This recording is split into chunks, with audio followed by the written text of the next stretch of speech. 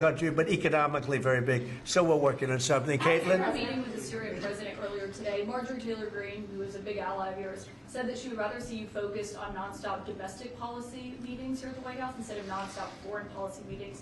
What's your response to her saying that, and also saying that grocery prices are up and not down, as you've said? Yeah, so I don't know what happened to Marjorie. She's a nice woman, but I don't know what happened. She's lost her way, I think. But I have to view the presidency as a worldwide situation, not locally. I mean, we could have a world that's on fire where wars come to our shores very easily if you had a bad president. We had a horrible president, and we ended up with Russia, Ukraine, and we ended up with other disasters, too. Don't forget, I put out 8 wars, 9 to come. I think I'll get the other one taken care of, but I put out 8 wars. And look at the damage that Russia, Ukraine has done to us as a country. I mean, we spent $350 billion. We're not spending any money anymore. Now they pay us through NATO. You know, I got NATO to go from 2% to 5%. Well, that's very important. When you're president, you really sort of have to watch over the world because you're going to be dragged into it otherwise. You're going to be dragged into a world war. I think if I weren't president, first of all, that war would have never happened if I was president.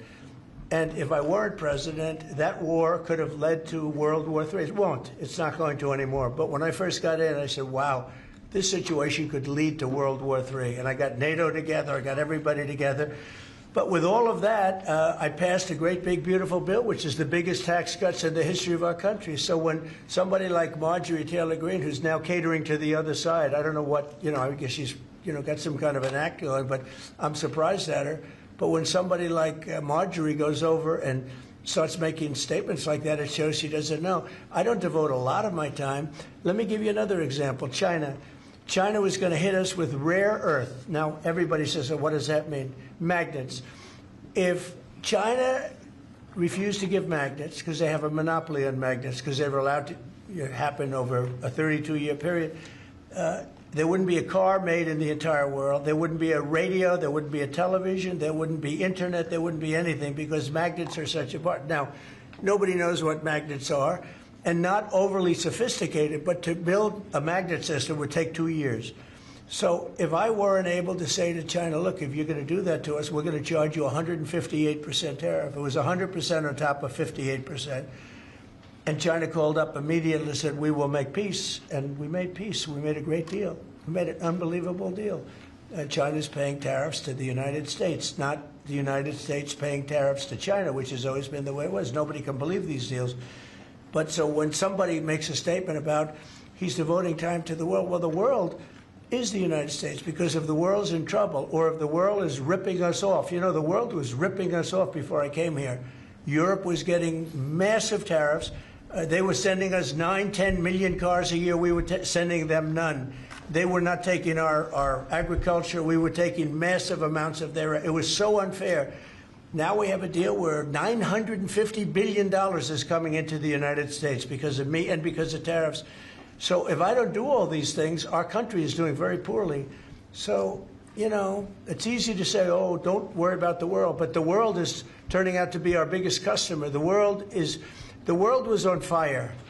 And we could have been in that fire very easily if you didn't have a president that knew what he was doing. What about can you guarantee to Americans that travel is going to go back to normal once the government... That travel is? Oh, yeah. It'll go better than normal. You know why? When the government reopens. Yeah, sure. It'll be much better than normal because we're buying the most sophisticated avionics and, technology for our control towers.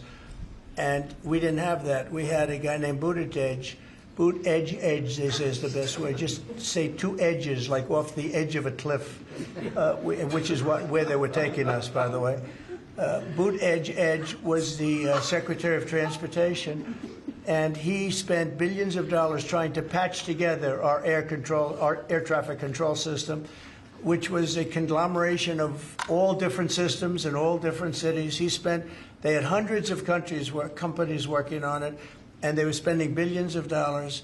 And when they turned it on, it didn't work. It didn't even work a little bit. That's why you had a helicopter crashing into an airplane, that if we had a great system, bells and whistles would have started going off. So we are now in the process. We're in final bids of getting the finest system anywhere in the world. I've analyzed it. Sean Duffy has been working really hard on it, doing a fantastic job, by the way.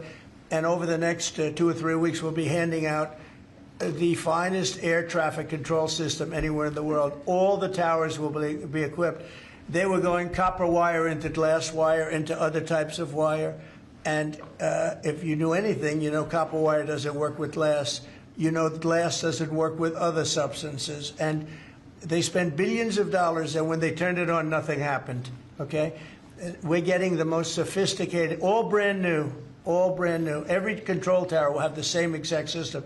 It'll be the most sophisticated system by far in the world. And what we've done is we've looked around other countries and we've taken the absolute best systems in every different form, because there are different. You have lots of different companies like IBM and Raytheon and a lot of great companies. They're all bidding, and we're going to pick the best one, and it'll get built relatively quickly. And we are going to have the greatest air traffic control system anywhere in the world. Thank you very much, everybody. Thank you. Thank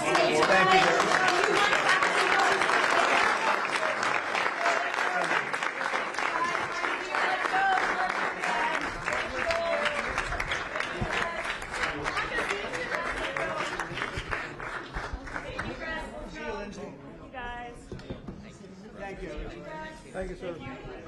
Thank you, press. Thank you, press. Thank you.